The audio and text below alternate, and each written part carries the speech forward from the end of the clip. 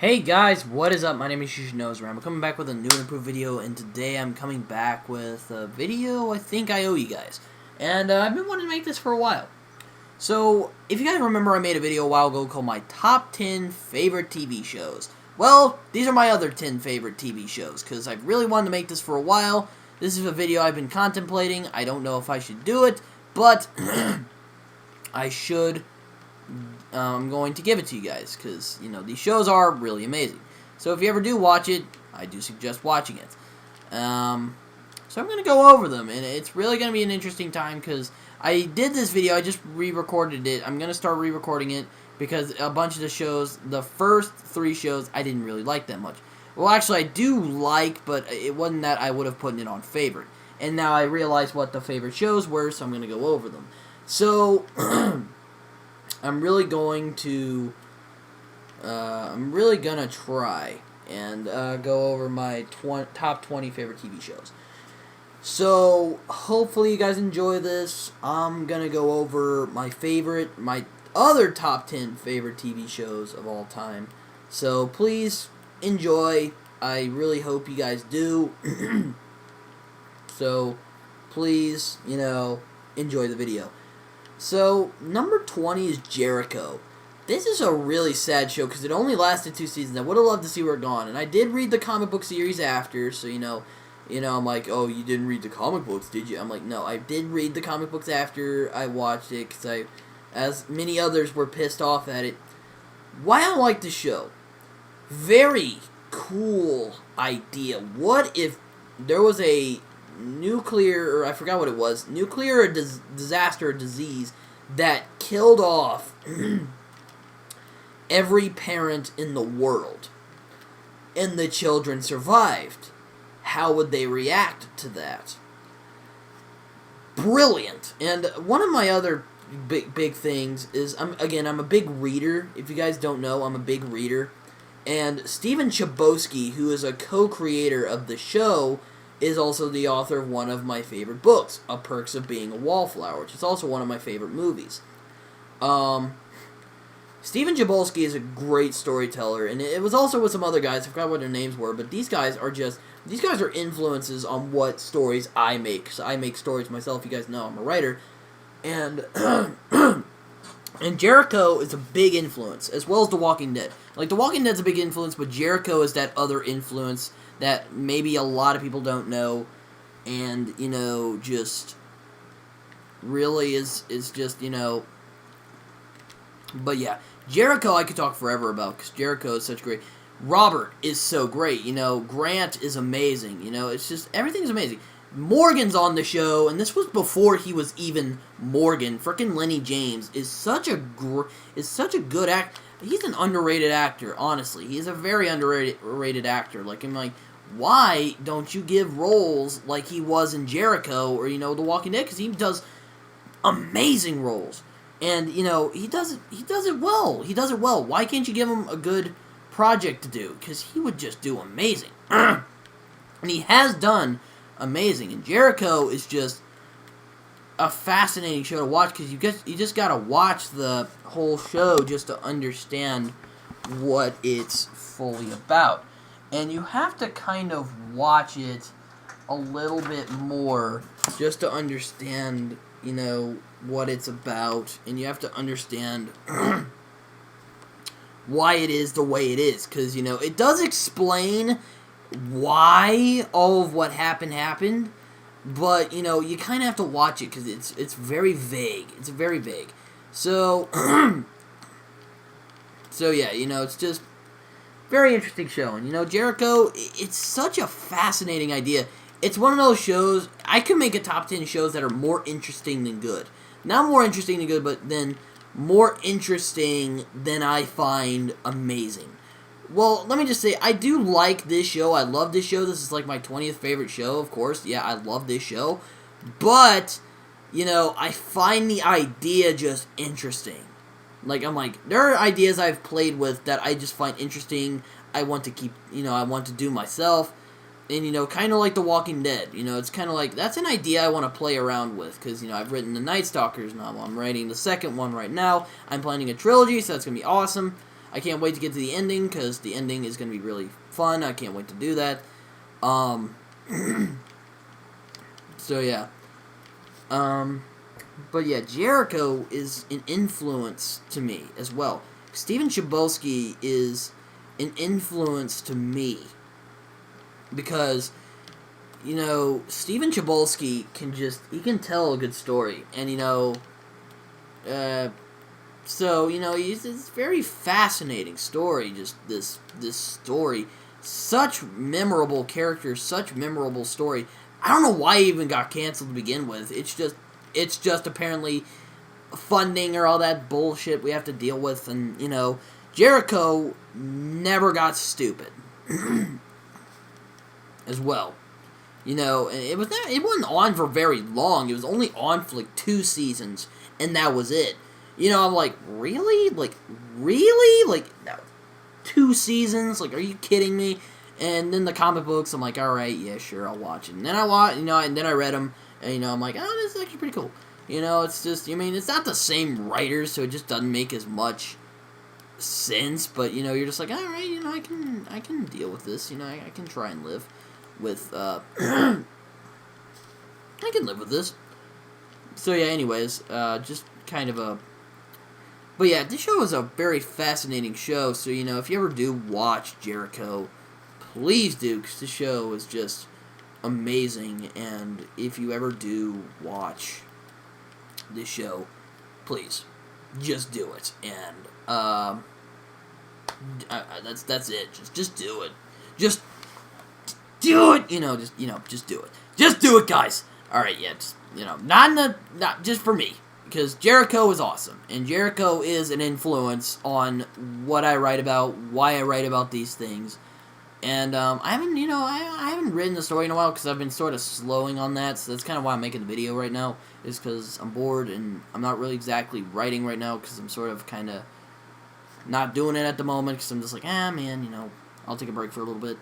Because, you know, I've been suffering a little from writer's block a bit, so, you know, not really writer's block, but really kind of, okay, yeah, getting off subject, it's just, you know, writer's stop, or writer's block, really, but, you know, freaking, I don't care, really, I do care about my writing skills, yes, but I do, you know, I'm trying to get to this video, so anyways, yeah, Jericho, great show, if you ever watch it, just do it, because it's just a fascinating show, and just watch Jericho, and yeah, I'm going to move on to the next one, because I can just talk forever about Jericho.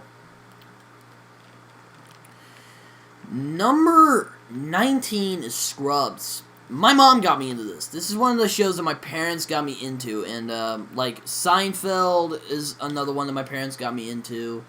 Scrubs, this is another one that my parents got me into, because Scrubs is funny. Zach Braff is just an interesting sort of character. One of the things that pissed me off, they made a frickin' 9th season. I thought it ended well, and this pissed off a lot of fans too. I thought they ended it off very well. I thought they ended it off very clearly to where we could understand, and it was a very sad ending. But no, 9th season it was. So you're just like, frick, man, I thought that was a frickin' cop-out. You just pulled that right out of your ass. You know, it was kind of stupid. But, you know, anyways, but Scrubs is a memorable show. Memorable characters. Zach Braff and Tom Cabot. My favorite was always, JD is always funny. But, John McGinley is just, he's hilarious. And I love how he's that narcissistic asswipe you meet at frickin' school or work, and you just hate him, but you have to deal with his wackiness. It's sort of like the Big Bang Theory in Sheldon. He's an asshole, but you just kind of have to deal with him, and it's really funny. I also love JD's brother, and because JD's brother is played by Tom Cavanaugh, who's an amazing actor, and if you ever watch him, is just brilliant. And I love how he portrays JD's brother, because JD's brother's kind of that slacker, just jackass who lives in your house, just sort of mooches off other people, and just acts really just stupid. And, you know, JD is just that brother who's embarrassed by his brother. You know, it's just two brothers who fight a lot and don't really always get along with each other. And not like the brother, no, it's like they don't always get along. Like, they don't always see eye to eye with each other. And they always have really weird fights. And John McGinley and JD's brother are just really funny together because they're just like, oh, yeah. One of my favorite scenes with the two is just when when JD's brother is in the bathtub drinking beer and John McGinley shows up. He's just like, where's JD? He's like, JD! He's like, well, I don't. Okay, air light was on. Okay, sorry, my mom was inside. But yeah, Scrubs. Funny show. But yeah, anyways, so he's just kind of like, JD! And then, he's drinking a beer. He's just like, no, it's Captain Bubbly Beard. It's kind of, again, he's just like, it's funny how he just addresses, his ass wipeness. Just how, they're both very alike. That's kind of what I like about those two characters. They're both very alike. It's just, McGinley actually gave a crap about his life. Like, JD's brother, not really. He doesn't really give a crap about where he goes. He's just kind of content with his life. And, he's content with his life, and he's just kind of, whatever. That's just how I roll. Yeah. But, but yeah, frickin' funny show if you ever watch. If you guys watch Scrubs, that show is funny. It's a really funny show, and just watch Scrubs. Just do it. I mean, it's again, just do it because it's a funny show. I can't explain it enough, and honestly, it's just I love it. So if you guys watch it, that's awesome. So yeah, I know. I'll continue on. Number 18 is Heroes. And Heroes came back on recently as a miniseries. And, that was also sort of satisfying to fans, including myself, because, it ended on a very... It just ended abruptly. I don't know why, because it was a great show, it had a great following, and I was younger when it came on, but anyways, it's that idea, and it's used often, if you, come on, Heroes is... the idea of Heroes, it's used often. Come on. You've seen Hancock. This is if Hancock had more of people like Hancock, but it's just they're not exactly superheroes. Yet.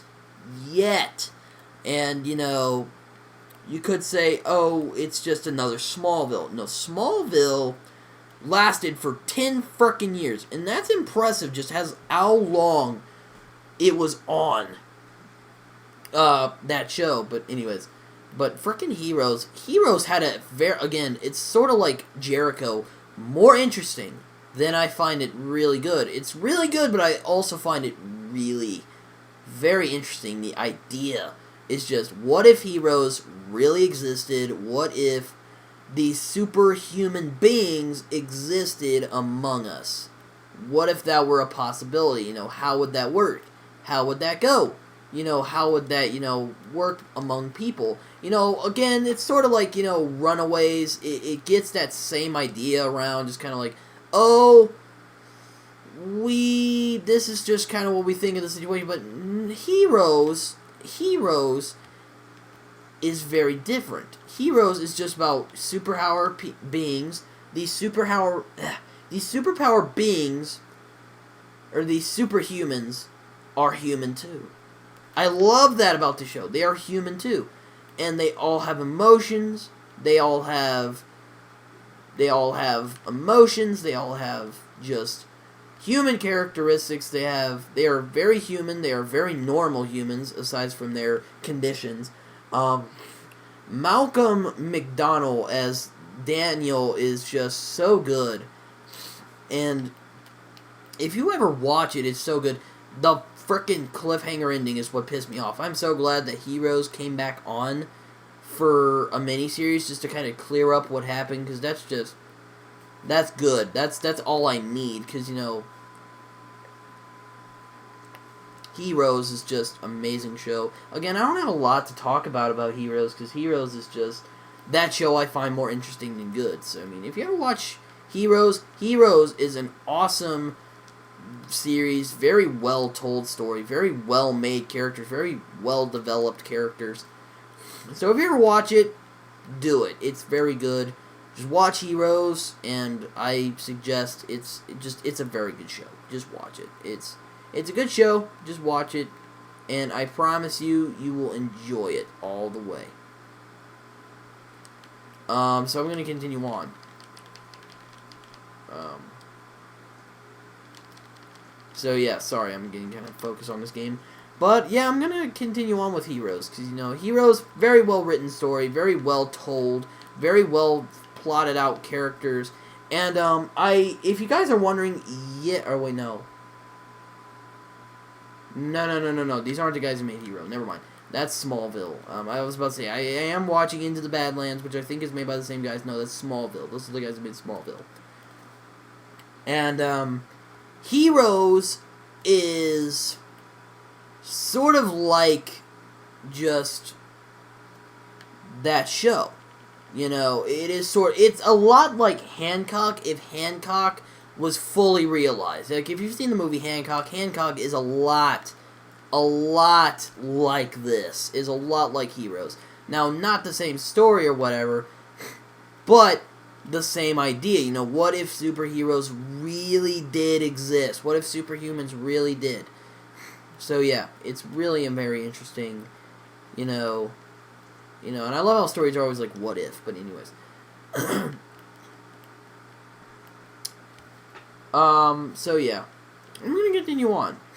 So yeah. Moving on. Number 17 is Arrow / The Flash. That kind of rhymes. I know I'm kind of cheating here, but frick it. This is my list. I can do whatever the frick I want with it. Arrow and the Flash is the realistic version of these two characters. Now, I'm going to admit right now, I did not like the Flash at first. I thought it was childish. I thought it was petty. I thought it was too mediocre, and I thought it was very grand. I thought it was sort of stupid. I thought it was sort of kiddie. I was so wrong. When I started watching the series, it was when they had the Arrow, big Arrow, Flash crossover, and I was so wrong. 'Cause this Flash has life. This Flash is like the Flash from the Justice League, who is actually the only really good Flash. 1990s Flash, he sucks. I thought he was stupid. But the Flash on now, amazing. Just amazing. And Tom Cavanaugh from Scrubs, like I was saying earlier, is just so great. He is just so alive as these character, as the Reverse Flash is amazing. Now I'm going to go over what I do like about this show. I'm going to go over what I like, what I don't like about this show, the things that I like to make fun of or bother me to high heaven. And then I'm going to talk about what bothers me about what people say about this show. So I'm going to go over that. What bothers me? The people never figure it out. That's not real. This show I always talk about, oh, it's so realistic, it's always so great, because it is realistic. The only non-realistic thing that's in this show is that Oliver, his sister, never frickin' figures it out. And Laurel, same thing, until around the third season. 3 seasons! 3 seasons! It took you to figure out that this man was a superhero dressing up as an archer, murdering people with arrows? 3? Like, are you fricking me? But I know this is a show, this is fiction, but that is not realistic out of all the realism that is on Arrow, because I liked Arrow better, because I watch Arrow longer. And Arrow, well plotted out, well written, well done, well paced, well written.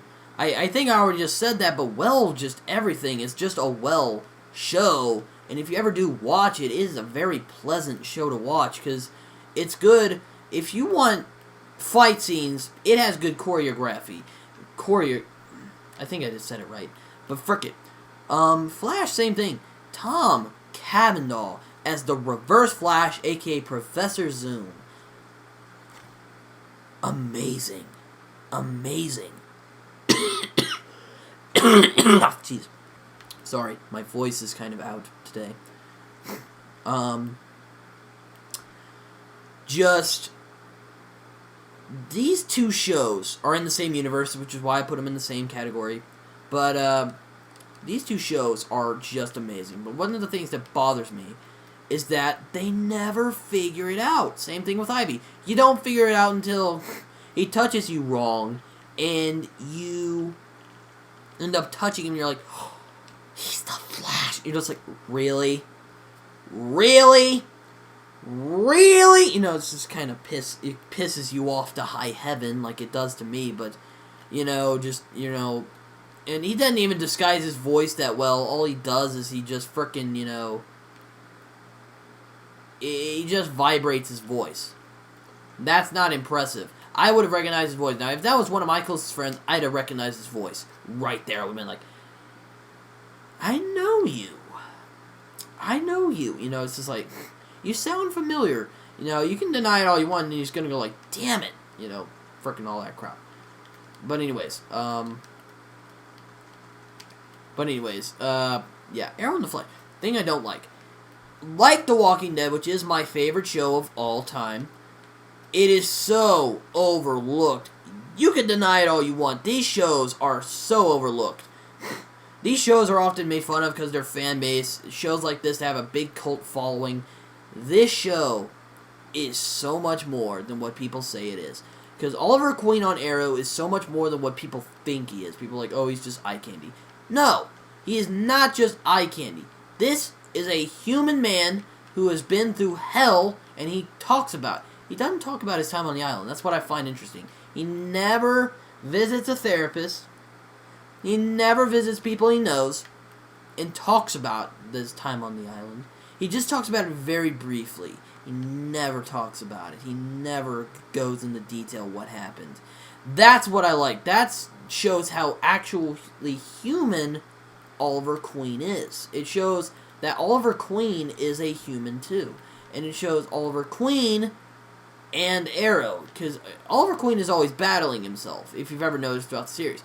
Is he Arrow or is he Oliver? That's the thing I've always liked about it. You know, he's always battling himself. He's always like, is this Oliver that I'm fighting? Or is it all? Am I Oliver? Or am I, you know, am I the Arrow? Or now known as Green Arrow since the new season. He finally called himself the Green Arrow. Jesus Christ. But frickin' Arrow and the Flash. Flash is the realistic take on the Flash. This has the really outworldish science, frickin' runs around back in time, frickin' speedster bullshit that we have to deal with that has to do with the Flash. And the Flash is out of this world. But it's realistic. It shows the Flash is a human too. The Flash is not just an asshole like he was portrayed on the Justice League. Because on the Justice League, he was just a piece of crap. No one liked him. No one really took him very seriously, and he was funny, but, you know, he was like,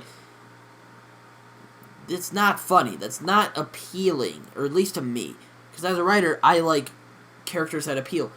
Barry appeals. Now, again, one of the things that bothered me about the show is the overdramatic stuff of this show. These two shows can get really overdramatic, because Oliver's been in a bunch of love triangles and all this other bullshit that we have to frickin' deal with, and it's ridiculously stupid.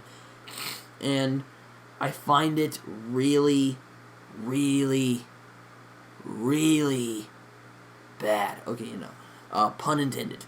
But yeah, these are the two most realistic shows I've ever watched of a superhero, aside from Heroes and Smallville. Because Smallville, that's a show, it takes you like 2 years to watch the whole damn thing, because 11 seasons, 10 seasons, and they never ran out of ideas. That is impressive for a superhero show. They never ran out of ideas. Oh, Jesus Christ. Whew. Sorry. Never ran out of ideas. Might be the same thing with Arrow and the Flash. They never run out of ideas. But, anyways.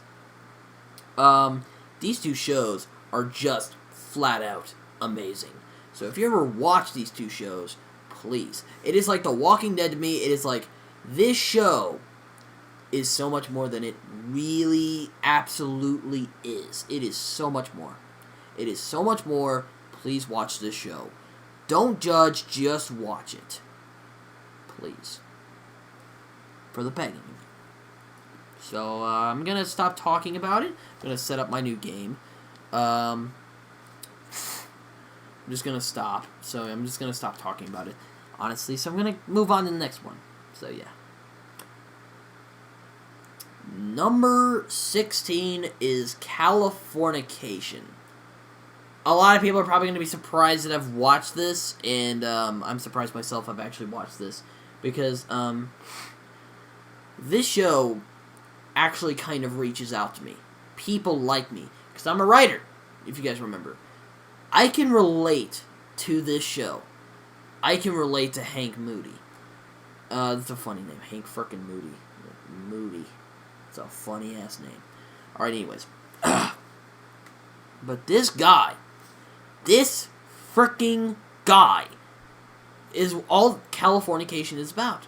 Californication is about a struggling writer, Hank Moody. I'm a writer, okay? And sometimes I struggle. And sometimes I have moments I can't decide on what I want to write tonight, or today. So, really, this guy has a severe case of writer's block. He can't write crap right now. So all he can do is hang out with his best friend, drink, do drugs, and other stuff. And Californication, this guy is a piece of shit. This dude is that frickin' dude who you just want to smack upside the head at your frickin' job or school. Because there are people in my school I just want to smack the frickin' shit out of because they're so frickin'... Ugh! God! But anyways... not heroes. Californication, but this guy is also a good guy as well. You know, he's kind of that Jim Morrison type of guy. He's an ass. He is a big ass. He is a huge ass. If you met him. But he is also another person. He's also another type of guy. He's also that other very vulnerable, very, you know, he is in a lot of pain. So that's kind of why he is very upset. Because that's why he's drinking. That's why he's having sex with women. Now, when I get, you know, writer's block, it hadn't really happened, but I have had lack of motivation just to write before. And I wouldn't do that because I'm not that low. Because, you know, this guy is low. Okay? We can all agree Hank Moody is a very low person. He doesn't, what I feel, you know, deal with things correctly. You know, he always has to turn to that little demon that's on your shoulder. And he's always like, oh, yep, you know, you gotta do this, Hank. You know, it's kind of... And, you know, his daughter is so funny. You know, like, his daughter is hilarious. And, you know, everything about the show is funny. And it's also serious. That note he did to his daughter at the end of, like, Season 4. Beautiful. Beautiful writing. I don't know why they didn't end it there. A lot of people were like, man, he should have ended it there. And then everyone's like, oh, yeah, David... I forgot what to do. I don't know how to pronounce his name. But frickin' David Da Vinci, I think his name is. He said, I think we should end the series right here. Because, you know, Hank was thinking about killing himself. Hank was thinking about killing himself. And, you know, I think we should have just ended it here. Because, you know, isn't it fitting a little bit that, isn't it a little bit fitting that he dies after giving his daughter that note? And yes, I guess it would have been sort of a fitting ending. But it's also that fitting ending where he makes amends with just everyone he knew. Everyone he hurt. And that's just a beautiful ending. I really love beautiful endings. It's not really a happy ending because he's still kind of himself. But he changes a lot throughout the show. He doesn't have writer's block anymore by the end of the show, I will say that. And he doesn't quite He isn't the same after episodes after the show is over. He is a changed man after the show is over. That sort of born again concept. And so yeah. Californication, yes. If you ever watch it, it's just a good show. Please just watch it. It's funny, it's dramatic, it's funny, it's very dark. It has everything for everyone. And I love how Hank just gets himself in these really weird, bizarre, surreal, just strange situations. I love he quotes Ice Cube when he catches his daughter kissing this dude who looks like an ass. And it's so funny, he's just like, he quotes Ice Cube. I love how he likes rock music, and he just kind of goes like, or his movies and books are named after rock albums, which are really funny. And,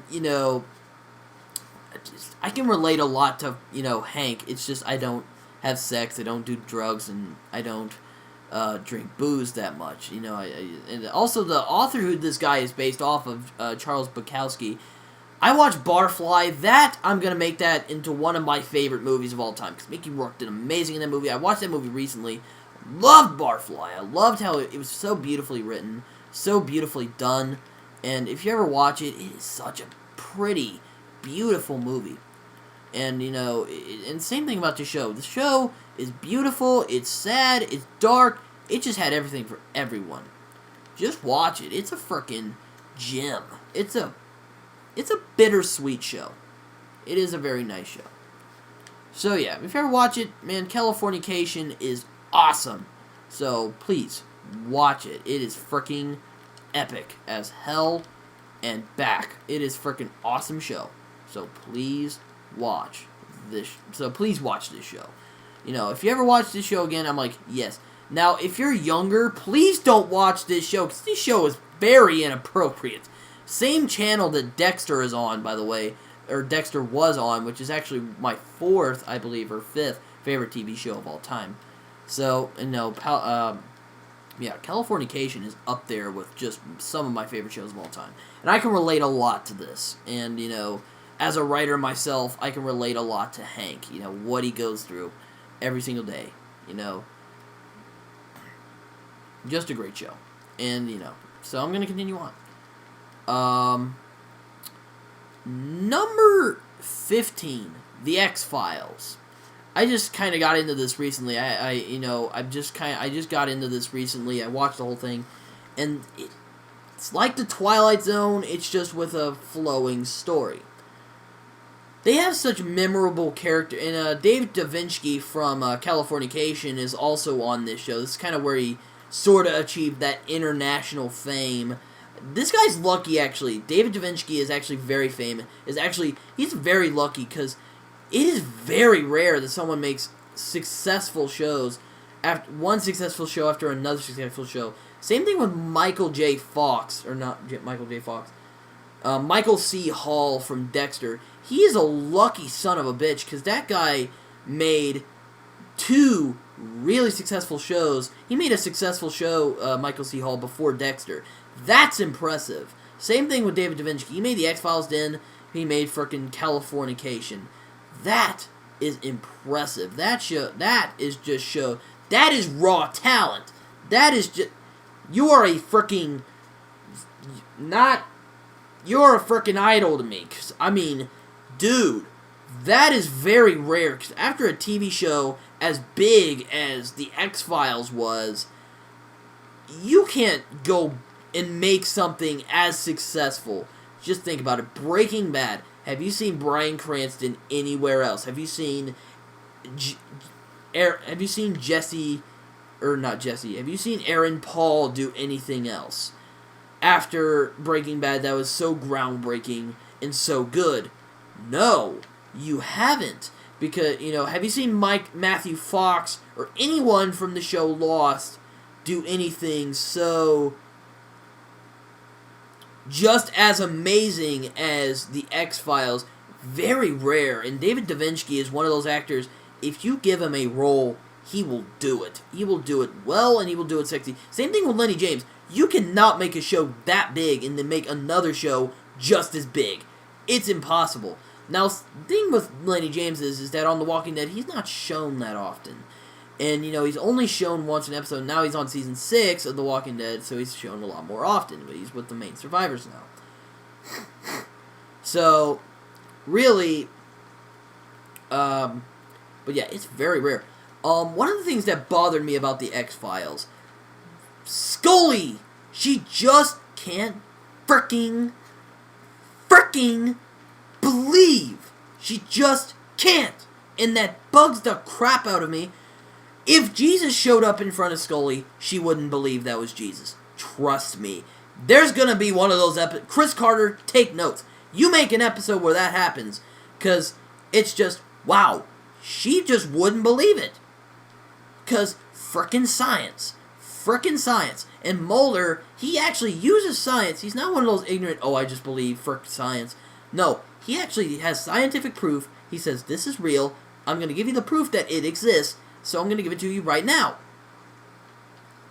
He does it. And she still doesn't believe. Oh my God. What does it take, woman? Oh my God. And, the chemistry between Scully and Mulder is also very good. It's also very interesting. And also the miniseries is coming out in January. Here's another thing that bothers me. How much story can you tell, Chris Carter? That is just, oh my God. How much story do you have? Because I thought the X-Files ended perfectly where it was. The X-Files had its twists and turns. Dog it. That was horrible. And then Gillian Flynn left, and not Gillian Flynn. Oh, jeez. Gillian Anderson left, and Scully left for a while, and that was stupid. And then they all came back, and everything flowed, and then we saw what happened at the end. So I get a lot of people thought it lost its mojo. I thought not. I thought this show was just kind of in a bad place, and they're like, and then they finally caught up with where they were getting bad, and then they kind of got good again. But how much story do you have, Chris Carter? I thought you ended it very well. I'm glad you're bringing back X-Files. I love this show. Trust me, I watch it. I'm still watching it right now. It's a great show. I love it. It's a good show. Trust me, I like this show. I like it. I love this show. It is a great show. I've watched it. I'm still watching it. It's a good show. And I can't wait for 2016 because the X-Files has come back on. I'm happy. But you have a comic book series that is still going on after this. You have a mini-series coming out. How? Where are you just going to end it all? Where? That's what I want to know, Chris Carter. Where are you going to just end it? And say, this is it. I think maybe when the miniseries is over, that's going to be it. I think that's what it's going to be. But they've had 2 movies, 9 seasons, and a miniseries. What more could you want? I love you, Chris Carter. I love the X-Files. Trust me, don't hate on me. I love the show. But how much story do you have, man? God. I love this show. I do love this show. I really do. I'm not lying when I say I do. So please, how much story do you freaking need? You have enough.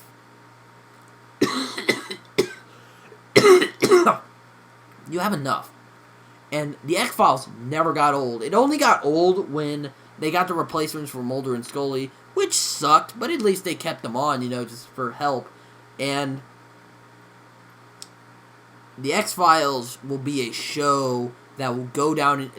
X-Files is one of those shows that will go down in history as one of the greatest TV shows of all time. Because that show is just freaking awesome. So, yeah. If you ever watch the X-Files, do it. Because that show is awesome. So I'm going to continue on. Number 14. Doctor Who. People freaked out when I didn't go over Doctor Who. because I do actually love this show, and what the thing is, it's never lost its touch, and that's impressive how long it's been on. It's been on for 50 years. 50 frickin' years, and it's never lost anything it had. It never lost that charming wit. It never lost the creative stories they had. It never lost the beauty of Doctor Who. Because the Doctor is an alien who looks like a human. He is, like, you know, Torchwood is great. Like, Torchwood is Doctor Who if it were more adult. Because, you know, Torchwood has a bunch of sex in it, if you've ever seen it. Like, they're freaking just sex-crazed maniacs over there. Christ! Like, you know, they're very sex-crazed over there. They're like, oh yeah, I'm going to spank that monkey today. I'm just kidding. But, you know, Jack likes to just kind of spank his monkey to everything, so, you know, just go with it. Doctor Who, though, never lost its touch. Never lost anything. Never lost, you know, hasn't lost that touch. That is just impressive to me. That is just envious. How can you make a story that goes so long? 50 frickin' years. And it's never lost anything it's had. It has never lost its touch. It has never lost anything. It has always stayed the same. It has always had that same wit. It has always had that same rabid fan base, always coming back for more. And that's what I love about Doctor Who. Because Doctor Who is such a beautiful show in that sense. I love, in the newer ones, how he actually kind of creates a connection. And what these companions mean to the Doctor. Because when the Doctor loses his companion, he is just devastated. It never really shows what happens to him when they disappear in the old ones, but in the new ones, they show how it affects the Doctor. And it shows what it does to the Doctor when they go away, eventually. Because Clara died recently, if you haven't seen the new Doctor Who, spoilers. But it shows, but the newer ones I feel shows a lot better what the companions mean to the Doctor. And that, my friends, is beautiful. I love in Journey's End, when they say, you have a family. You know, your race may be wiped out, but you have a family here on Earth. And you have a family, and you have a family here on Earth. You know, so, you know, the people wanted to make sure, you know, they do have a family and they do have it on Earth. So, you know, and that's just a beautiful moment. Doomsday also, when Rose disappears and the Doctor cries, that is so heartbreaking. That nearly made me cry. And it's very rare a show makes me cry. If I've said it before, that it's very rare a show has made me cry. And Doctor Who, man, when you just see him shed a tear, that is just sad. Same thing with Amy disappearing with Rory. That is depressing. And also the same thing with Clara. Just depressing to watch. And it just shows these people mean... The Doctor means a lot. It just shows how much these people mean to the Doctor. It's honestly beautiful. And I really got to show mad respect to... You know, I really got to show mad respect to Stephen Moffat. I also really like Sherlock, which is a very amazing show. I should have put this on here, but Sherlock, same thing, very beautiful. I really like it's more, you know, I love how he kind of goes in that whole brain thing, but okay, back to Doctor Who. Doctor Who always goes into that whole idea that, you know, brain, you know, you go through time and space. And I like how the new ones get a little bit better, and they always talk about what the companions do mean to the Doctor. Well, these are what the companions mean to the Doctor. You know, it's just, it gives a little bit more humanity to the Doctor. I love it when you give more humanity. It's kind of like with the Daleks. in that one episode where the Dalek kind of gets the human DNA on him, when it gets Rose's DNA on him, he realizes human emotions. Same thing. They also did the same thing, but I feel like the one where it's just that one Dalek by himself is alone and has that human I feel it's very beautiful because, Daleks don't know human emotion. It just knows exterminating non-Dalek life forms. And when it gets that and it commits suicide, that is sad. That is very tear-jerking. Very sad. If you can get all the lightheartedness of Doctor Who, but if you watch it very closely, it is a very grim, very sad series. Because this man travels by himself with just people who will eventually disappear. And there are lucky ones. Martha never disappeared. She, we haven't seen her.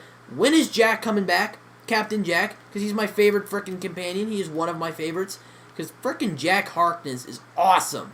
And after Miracle Day, what happened? Where did Torchwood go? Did they just disband and he fricked off? Or something? He's still spanking that ass or something? I don't freaking know what Jack's doing. That dude's freaking sex crazy. And Jack is immortal. He can't die, so he's, he will become the face of Bo, though, so that's kind of funny. But,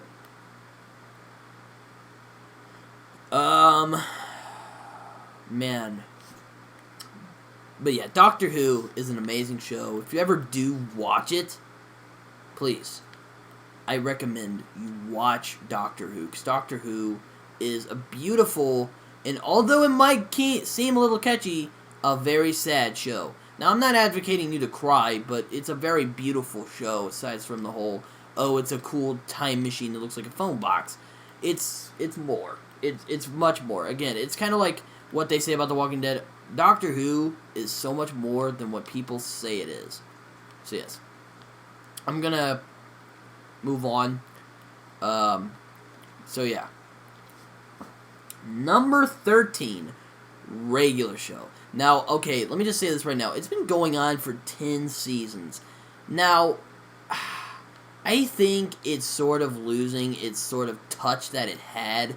I like how the title is so ironic from what it really is, because regular show is not regular at all. It is such a surreal humor. It is such these guys were on acid, if done right, by the way.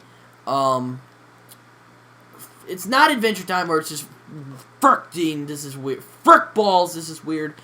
But it's weird to where it's just right. That's kind of where I find regular show. Me and my friend Cameron loved regular show. We would always do the whole, and then we do, so it's like, yeah, because me and my friend Cameron watched that show, and we would just do what me and my mom also watched this show. It's just it's a really dry show. Let's just get that out of the way. Now, before you start thinking this is kind of like a side, no. You gotta get the humor before you start watching it, because it has a little bit of adult humor on there. And one of my favorite episodes is probably when they go to get that frickin' tree for Benson, and it's so irregular. There's just one. These people are not regular. Let's just say that. It is not a regular show. Always a weird plot, and there's always a weird resolution to the plot. And I love their Terror Tales of the Park, and I think it is sort of losing its touch, and I think they should sort of kind of bow out a little bit. But, regular show is one of those shows that is just really funny, really clever, and it's really something no one's done before. It's just people who live in a park. This is the animated version of Seinfeld, pretty much. Except it has very surreal atmosphere. It has very surreal just characters, because a frickin' blue jay and a raccoon working at a damn park, and a gumball machine is the manager, and a lollipop is a frickin' owner's son, and a yeti is the groundskeeper, a giant green fat human, and a ghost with a hi-fi. It's not normal. It is not a regular show. So if you ever watch this show, it is not a regular show. So don't even waste your time thinking it's a regular show. It is not a regular show. It should be called frickin' Weird Show. It is a frickin' weird-ass, very surreal show. So please, I suggest you watch this show, because it is funny. It is so surreal. It is so funny. It is a lot better to me than it is of other Cartoon Network shows, sort of like Amazing World of Gumball. Amazing World of Gumball is also sort of that surreal atmosphere. It's just this show has more normal. It's not just fucking weird all the way, because Gumball is freaking weird all the way. Adventure Time, it's freaking weird all the way.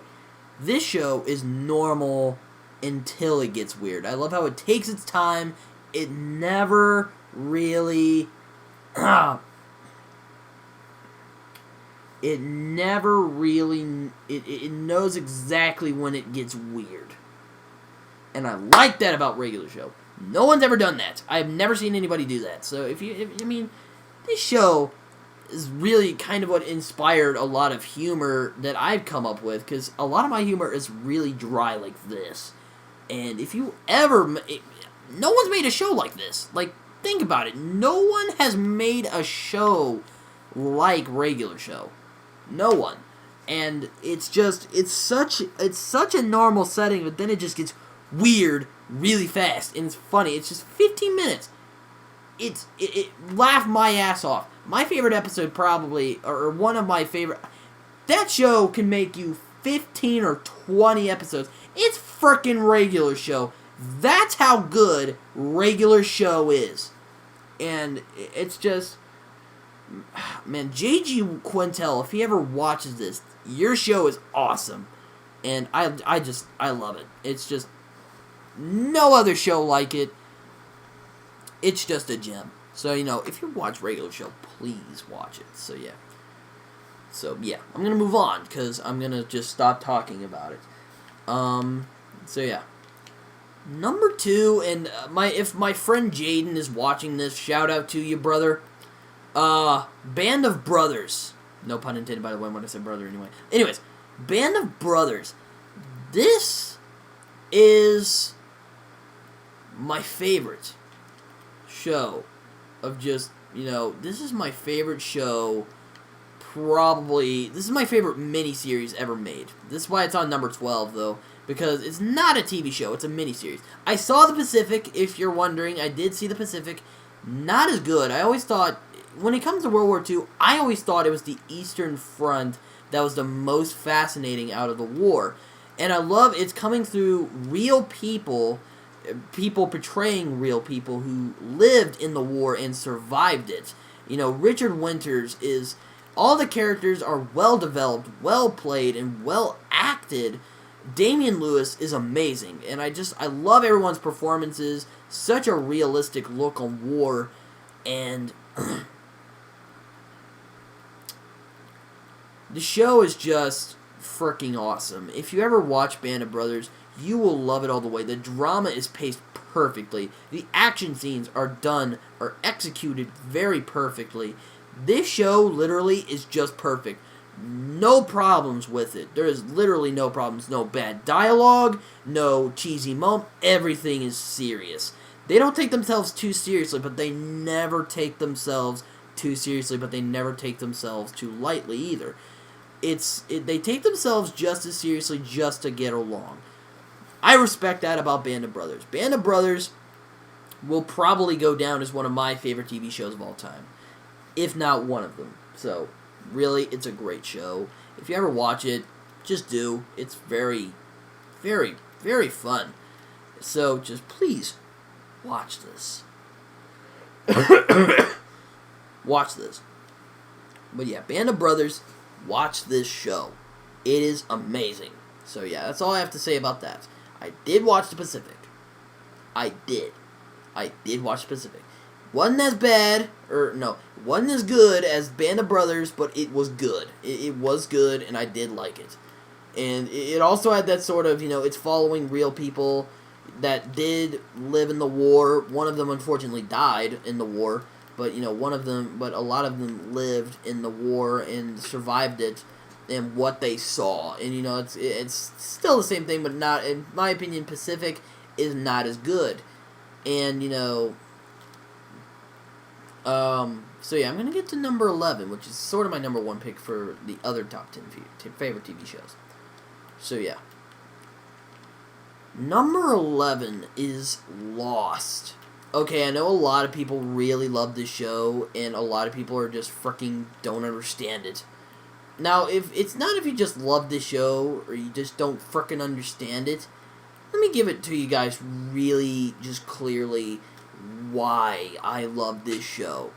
This show will make you cry, will cause you to get pissed off a lot, will cause you to lose half your sanity while watching this, and will make you entirely confused to where you're just going to get mind-fricked.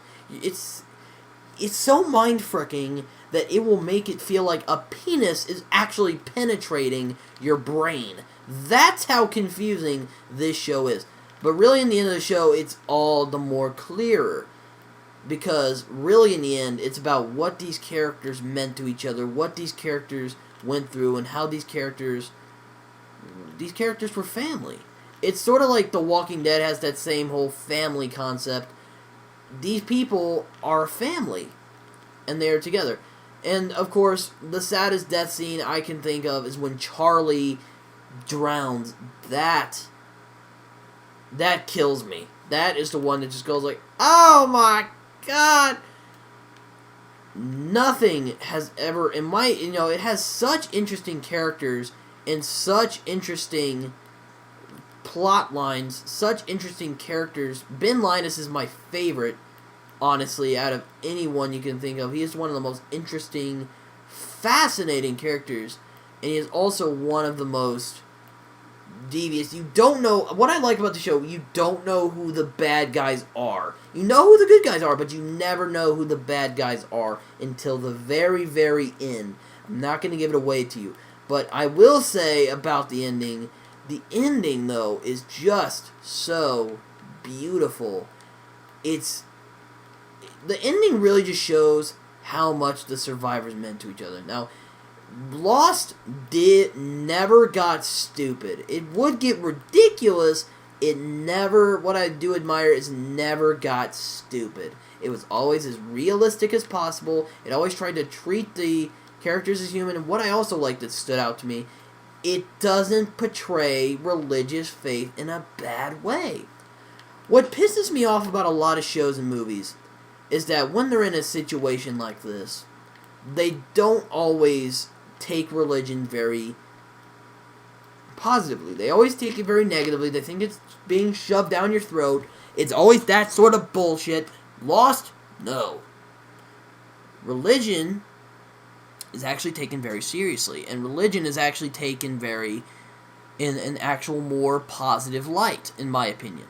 Because, Charlie prays, and Charlie does the, Catholic cross, if you've ever seen how that looks.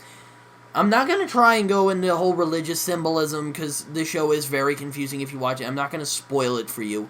But I will say that ending is one of the most beautiful, outstanding endings you will ever watch. Now, a lot of people are like, what the frick was that? The whole crusty smoking. What the hell was that? But in the end, it's not about the Man in Black. It's not about Jacob. It's not about Ben Linus. It's not about who the bad guys were. It's not about what the frickin' island actually was. It's about what these characters were, who they were, why they were doing what they were doing, and what they all meant to each other. That's what I find so beautiful about Lost. And Lost will change lives. Lost will literally change you. Lost changes you as a human being. That is how much of a great show frickin' Lost is. Lost will change you as a human being. It is sort of like a religious revival. It's a wake-up call, like, just, it's kind of like The Walking Dead. It's really sad when the characters you love go away. It really, truly is. And it makes you cry, man. And really, at the end, it shows you what the characters meant to each other.